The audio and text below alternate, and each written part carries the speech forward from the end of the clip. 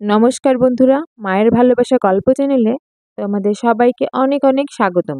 আমার আজকের গোপাল ভাঁড়ের গল্প সুক্ত ডাকলেই হয়। পরিচিতি পরিজনের অভাব ছিল না গোপালের। সবাই তাকে চেনে, দেখা হলে দু চার কথা না বলে তো ছাড়েই না। গোপালও স্বভাবসুলভ তির্যক ভঙ্গিতে তাদের সকল প্রশ্নের উত্তর দেয়। একদিন হাটে গেছে গোপাল। সেখানে পঞ্চপুত্রের জনক বলে পরিচিত এক ভদ্রলোকের সঙ্গে তার দেখা হলো। ভদ্রলোক তার 5 ছেলের সঙ্গে গোপালের পরিচয় করিয়ে দিয়ে বলে, বড়কে ডাকি ঝিঙে বলে, মেজো পটল, সে যে হলো উচ্ছে, আর হলো কলা, আর ছোটটিকে আদা বলি।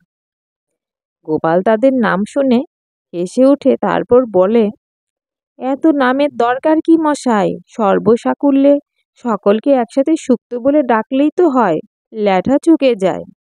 কি বন্ধুরা, আমার এই গল্পটি তোমাদের কেমন লাগলো? কমেন্ট করে অবশ্যই জানাবে।